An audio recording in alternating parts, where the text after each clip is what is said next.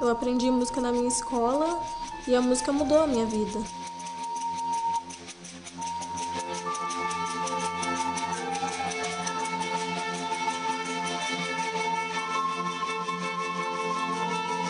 A música. Eu a considero, em princípio, como um indispensável alimento da alma humana. Por conseguinte, um elemento e fator imprescindível para a educação da juventude. Heitor Villa-Lobos, compositor, maestro e educador. Nascido no Rio de Janeiro em 1887.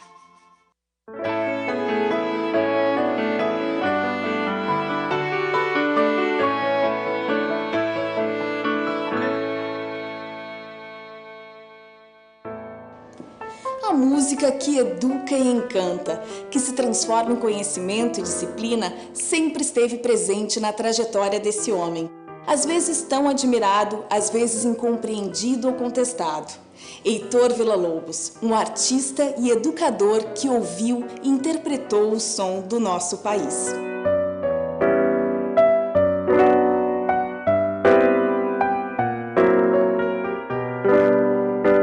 Sou brasileiro, bem brasileiro. Na minha música deixo cantar os rios e os mares desse grande Brasil. Não ponho freios na exuberância tropical das nossas florestas e nossos céus, que transponho instintivamente para tudo que escrevo. Por que essa frase é tão importante? Porque o Brasil é um país sonoro, tremendamente sonoro, entende? O nosso país é um pouquinho mais sonoro que os outros países, porque tem muita árvore, tem muito pássaro, tem sempre algum pássaro cantando em algum lugar. Você não consegue chegar num lugar no Brasil onde tem aquele silêncio sepulcral que às vezes acontece nos países que tem inverno pesado.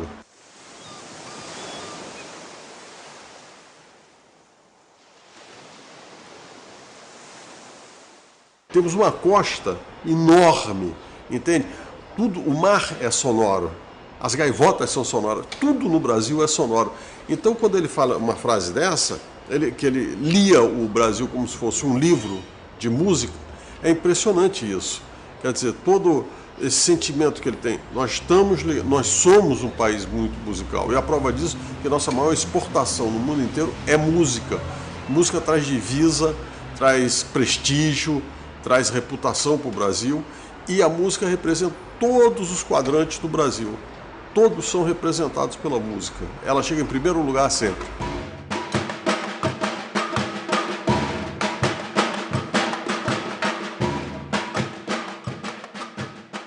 Mas quem era esse homem que, muito mais do que ouvia, sentia os sons do Brasil? Villa-Lobos era filho de um músico amador, embora um músico muito preciso, segundo o próprio Villa-Lobos recorda depois e fala, né? O pai do Villa-Lobos trabalhava na Biblioteca Nacional, mas era um bibliotecário que era também violoncelista, né? E aparentemente um músico muito exigente. E ele nota, quando o Villa-Lobos ainda é muito pequeno, que entre os vários filhos dele, o Villa-Lobos era o que tinha maior talento musical. E de uma certa maneira ele investe no Villa-Lobos.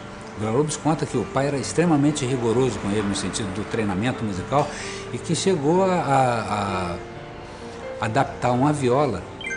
A viola é um instrumento da família dos violinos, é como se fosse um violino um pouco maior, né?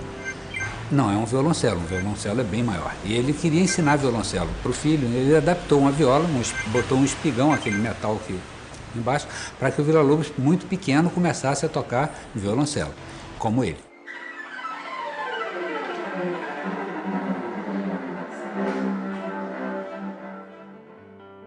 O pai carregou a mão na preparação, quer dizer, da criança.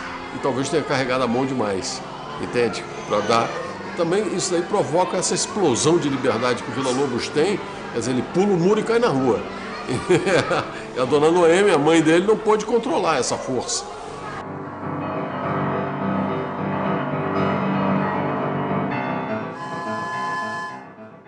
Diz que o pai forçava ele, quando ouvia um barulho na rua, a dizer que nota era aquela. Então ele era assim, E diz que ele levava uns cascudos quando ele errava, não sei o quê. Então era assim muito rigoroso nessa história. Villa-Lobos tinha 12 anos quando o pai morreu, mas a paixão pela música se manteve cada vez mais forte na sua vida. Estudando e pesquisando os ritmos e gêneros musicais, o artista vai construindo as bases do seu trabalho como músico e educador. Em viagens pelo Brasil, fica impressionado com o repente, o coco e a ciranda. Também conhece o choro, gênero de música instrumental que surgiu no final do século XIX no Rio de Janeiro. O chorinho fez crescer o interesse de Villa-Lobos pela música popular. Ele então tem de início uma formação em música erudita, passa pela música folclórica e vai chegar na música popular. A música de Villa-Lobos é uma síntese dessas influências, é o resultado disso tudo. Quer dizer, a gente ouve na música do Villa-Lobos tanto a música popular da época, como a música folclórica da época, como as tradições eruditas mais sofisticadas, né? Villa-Lobos nesse sentido, ele produz uma grande síntese. A capacidade de síntese das diversas influências musicais e o nacionalismo da época irão refletir em outra obra de Villa-Lobos, o Projeto de Educação Musical. A história da educação musical no Brasil começa no período colonial, com os jesuítas, que usavam a música como aliada na catequese dos índios. No Império, as escolas normais consideravam a música importante na formação de novos professores.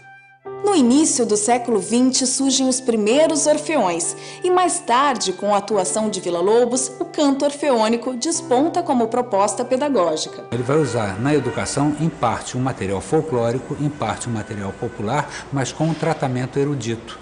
Então ele pega uma música infantil e harmoniza para duas vozes, dá um resultado completamente diferente de uma cantiga simplesmente cantada em uma voz. A proposta de unir as diversas influências num projeto educacional vai ganhando consistência na trajetória profissional de Villa-Lobos a partir dos anos 1920. Experiências em educação musical também aconteciam em outros países, como um método desenvolvido por Suzuki no Japão, baseado no fato de que todos podem aprender música. Zoltán Kodály, na Hungria, assim como Villa-Lobos, valoriza a música folclórica e considera a voz cantada como o melhor instrumento para o ensino musical. Villa-Lobos participa como compositor e coordenador musical da Semana de Arte Moderna em 1922. No ano seguinte, viaja a Paris, retornando em 1924. Em 1927, volta à Europa, dessa vez acompanhado da esposa, a pianista Lucília Guimarães. Permanece na capital francesa por 3 anos, onde alcança prestígio internacional e vivencia o espírito nacionalista no velho continente. No retorno ao Brasil, encontra uma nova realidade criada pela Revolução de 1930. Ele volta a São Paulo e faz uma proposta de uma excursão onde se fizesse um trabalho educativo no interior de São Paulo, divulgando a música brasileira, em defesa da cultura nacional. Ele tem um grande sucesso com isso, ele percorre o interior de São Paulo, mais de 50 cidades, e encerra esse trabalho com a grande concentração orfeônica em São Paulo. O evento Exortação Cívica reúne 12.000 vozes. É um exemplo prático do projeto educacional que ele apresenta à Secretaria de Educação do Estado de São Paulo. O projeto tem 2 elementos principais, o guia prático e o canto orfeônico. E a ideia do canto orfeônico, que Villa-Lobos tanto divulgou, ele vem de um projeto que já acontecia na Europa no século XIX, remetendo a uma palavra, que é a palavra orfeão, que é uma palavra que vem do grego, orfeon, e que significava o coro, as pessoas se juntando, né, se agrupando para fazer não necessariamente música, mas também para participar ativamente da vida política, da vida social.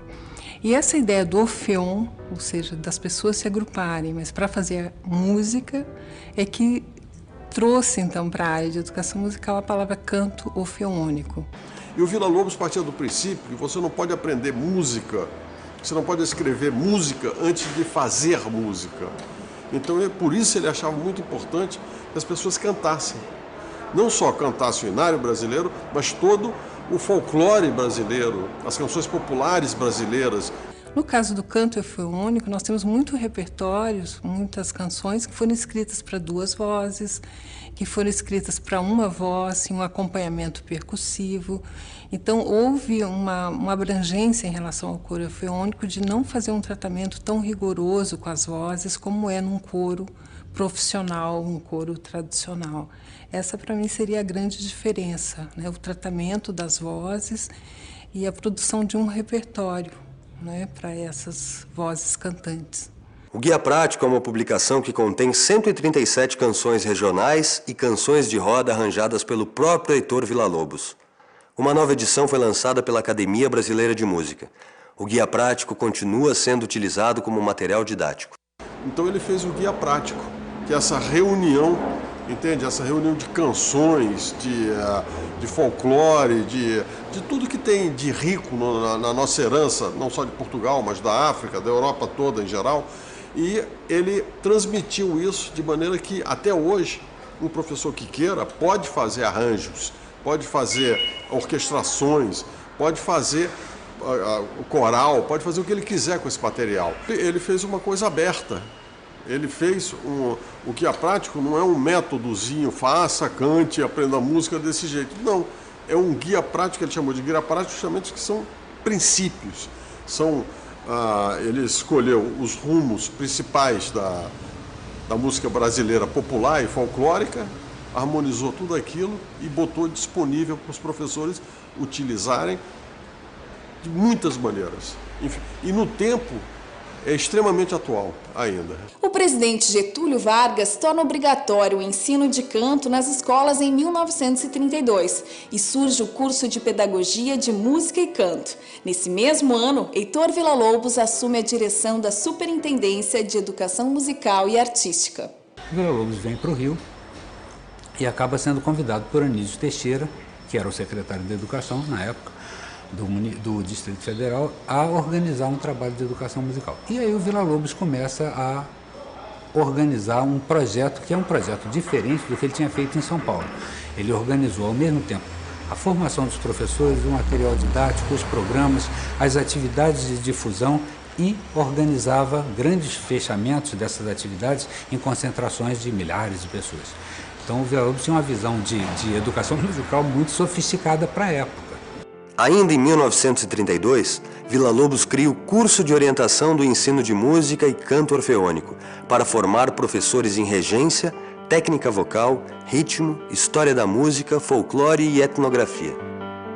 Nessa época, fica conhecido o Orfeão dos Professores, com cerca de 250 vozes. A formação de professores para o ensino de música é uma das prioridades do projeto de Villa-Lobos. Tanto que em 1942 é criado o Conservatório Nacional de Canto Orfeônico, com o objetivo de proporcionar alto nível de conhecimento a professores de educação musical. Villa-Lobos dirigiu o conservatório até 1959. Foi meu professor na universidade. Com ele, eu aprendi tudo sobre o canto orfeônico, que era uma especialização diretamente ligada ao ensino nas escolas. E havia uma particularidade: só a voz era usada, não havia acompanhamento espécie alguma. Então o coral era a capela. Villa-Lobos consegue reunir 40 mil estudantes cantores em um concerto no estádio de futebol do Clube Vasco da Gama, no Rio de Janeiro, nos anos de 1940. Mesmo com a projeção alcançada pelo canto orfeônico, ele recebe críticas. Muitos viam no trabalho pedagógico uma motivação mais política do que educacional. Bom, localizar o Villa-Lobos em relação a Vargas talvez seja assim dos maiores desafios de quem analisa a obra de Villa-Lobos, a obra pedagógica, né? Por quê? Porque o Villa-Lobos ele tinha um discurso que era um discurso da época, um discurso de construção da nacionalidade através da cultura, né? Através da educação. E as artes para o Villa-Lobos tinham um papel enorme. Ele achava que ele tinha um chamamento, ele tinha um destino de educador, então que ele precisava transformar, contribuir para a transformação da cultura brasileira no sentido da elevação do nível geral da música no Brasil. Quando o Villa-Lobos faz esse discurso, ele faz esse discurso num período em que no Brasil tudo confluía para uma certa discussão sobre nacionalismo, consolidação do país, desenvolvimento, crescimento e tal. Esse discurso estava sendo incorporado por Vargas. Aparentemente, o Villa-Lobos fez o que ele achava que era conveniente para ele como compositor e como educador. Sabe que o projeto dele era mais importante do que outras contingências políticas. Se ele tinha consciência de que era usado, provavelmente sim. Em 1945, Heitor Villa-Lobos funda a Academia Brasileira de Música e é seu primeiro presidente. A partir desse ano, começa a realizar viagens à Europa e aos Estados Unidos. Esse trabalho de composição do Villa-Lobos, ele fica, não se apaga durante o período em que o Villa-Lobos está se dedicando ao canto orfeônico. Mas ele, de uma certa forma, pelo menos divide o esforço do Villa-Lobos. A partir de 45, há um investimento muito maior no trabalho de composição e de regência do que no trabalho de educação. Então, nesse sentido, quando o Villa-Lobos sai do Brasil ou começa a realizar viagens mais sistemáticas, o que ele está fazendo é a divulgação da obra dele como compositor. E isso ele faz, inclusive, como compositor, naturalmente, mas como regente, né? E ele vai se dedicar a um trabalho que ele estava mais ou menos dividido. Ele não estava se dedicando com essa intensidade ao trabalho de composição e regência num período que ele está muito preocupado em montar um projeto pedagógico, um projeto educativo. Villa-Lobos morre em 17 de novembro de 1959. No ano seguinte, é criado por Arminda Villa-Lobos, a segunda esposa do maestro, o Museu Villa-Lobos, no Rio de Janeiro.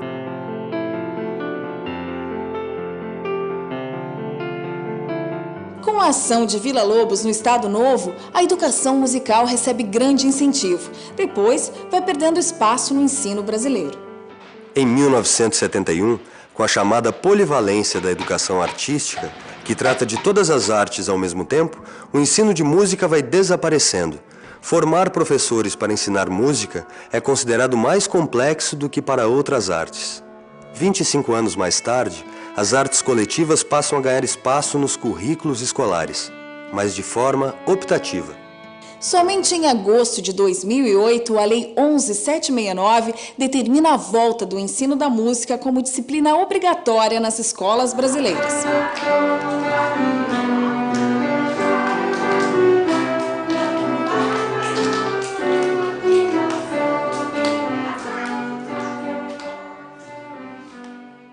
Bom, o ensino da música ele é importante porque ele favorece o desenvolvimento cognitivo das crianças, o desenvolvimento afetivo e também psicomotor. É importante que a música faça parte desde os primeiros anos da escolaridade da criança, que ela tenha essa oportunidade de se manifestar, de se envolver ativamente com a música e não só como ouvinte. E por isso eu acho o ensino musical extremamente importante. Ele dá à criança uma noção de convívio, uma noção de espaço, uma noção de história. Ele aprende a história através da música, a história do Brasil e a história da humanidade, entende? E ele aprende essa capacidade do ser humano se ultrapassar, crescer um degrau a mais através da música, se superando com a música. E daí é nesse momento que o professor de música ele vai também interagir em projetos integrados com outras disciplinas do currículo escolar. Então, se pode montar um projeto sobre a história, algum projeto, alguma temática sobre história, se trabalha a música daquele período, se trabalha artes visuais, se trabalha a questão de geografia. Então, a música não é algo para ser excluído da escola, colocar em alguma coisa periférica, ela é parte da formação, porque ela, como linguagem, ela é única.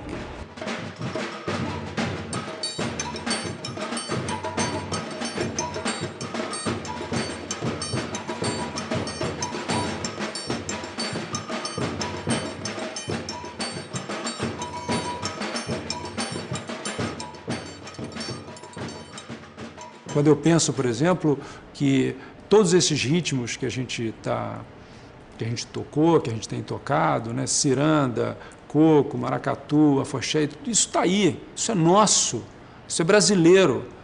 Então, por que a gente vai usar uma outra metodologia para aprender ritmo? Espera aí, acho que tem alguma coisa que não está batendo muito, entendeu? Quer dizer, todo esse manancial, ele está aí à disposição, né? E eu acho que Villa-Lobos falava muito isso, assim, está aí. Olha só, olha o que tem aqui, olha o que tem ali.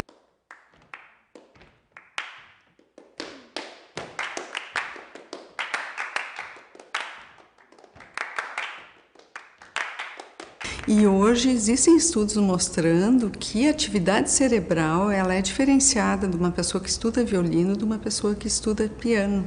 Então são esses avanços científicos que nos ajudam a mostrar claramente e trabalhar com toda a questão de defesa da educação musical, o quanto a música contribui para o desenvolvimento cognitivo da criança e até auxiliando, né, em estudos da matemática e como ela se relaciona com o mundo, o estudo do idioma também. O principal de uma educação musical contemporânea é que ela não pode mais se centrar só no canto, como foi o modelo da década de 30 e 40. Hoje nós sabemos que podemos educar musicalmente as pessoas com instrumentos, o próprio corpo pode se tornar um instrumento musical, a apreciação musical, formar plateias para concertos, seja da música erudita, de rock. Então, a educação musical hoje ela tem que lidar com todas as possibilidades que a gente tem de fazer e ouvir música, inclusive compor, criar música, que também a educação musical se dedica a esse tema. Antes do aluno ser atrapalhado com regras, deve familiarizar-se com os sons, dizia Villa-Lobos. A prática é a seguinte: cada aluno é diferente do outro. E eu sempre respeitei muito a personalidade de cada um. Então, dentro de uma sala de aula, há diferenças. E a gente tem que respeitar essas diferenças. Ou seja, de comportamento, de voz, de atitudes, né? Mas o que acontece é que a aula de música, ela visa justamente o trabalho de conjunto. Interessa mais o conjunto do que tudo. Nós precisamos educar crianças que sejam capazes de sair e continuar o seu aprendizado. E talvez ter uma apreciação bastante intensa e não simplesmente como uma música de fundo ou como um papel de parede, mas que haja essa interação emocional e crítica também. Né? E crítica para ver o que o mercado está produzindo em música, né? Como é que nós estamos reagindo a esse mercado e não simplesmente aceitando de forma passiva. Então o professor ele é um crítico, ele é um mediador, ele é um parceiro nessa jornada de aprendizagem das crianças e adolescentes. Muitas ideias de Villa-Lobos estão vivas e inspiram o desenvolvimento de jovens em escolas pelo Brasil. Prova disso é o projeto da Escola Municipal de Ensino Fundamental Heitor Villa-Lobos, no bairro Lomba do Pinheiro, periferia de Porto Alegre. Na escola, além de uma orquestra, são desenvolvidas oficinas de música para os alunos e também para crianças e adolescentes de toda a comunidade. Então, nós temos inúmeros casos de crianças com muitas dificuldades na sala de aula, no ensino regular.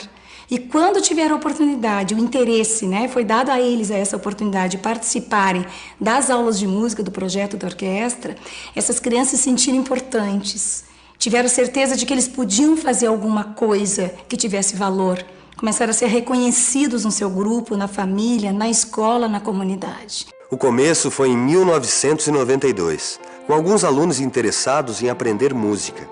O número de participantes ampliou-se com o tempo, assim como a proposta musical e artística da orquestra, que realiza apresentações no Brasil e exterior.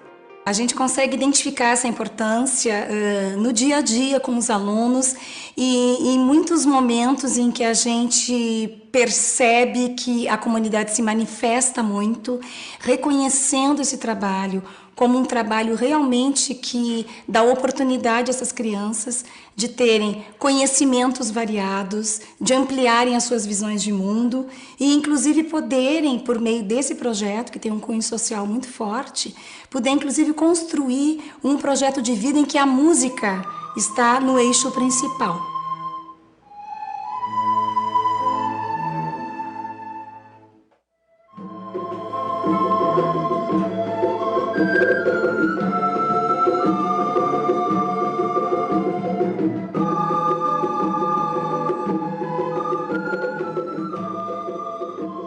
Todos os nossos concertos a gente abre com Heitor Villa-Lobos. Ele está sempre presente. Mas de Heitor Villa-Lobos a gente aprendeu muito também, de que a grande habilidade que ele teve como compositor e que percorreu o Brasil inteiro, conhecendo in loco a cultura e a realidade musical de cada região brasileira, e ele isso somou ao seu conhecimento acadêmico de grande maestro e compositor e transformou isso em obras magníficas, partindo da inspiração popular. Então a gente também acredita que a gente pode aqui, no meio de uma vila na periferia da cidade, em que o acesso à cultura é muito restrito, que a gente pode aproveitar elementos importantes da cultura desta comunidade e agregar a estes elementos outras questões de outras culturas, dentre elas a cultura erudita. Villa-Lobos acreditava que a música era um direito do povo e que uma nação alfabetizada pode ter incorporado à sua personalidade princípios éticos a partir do senso estético. As escolas são os agentes nesse processo e o educador musical responsável por abrir a porta a um novo conhecimento.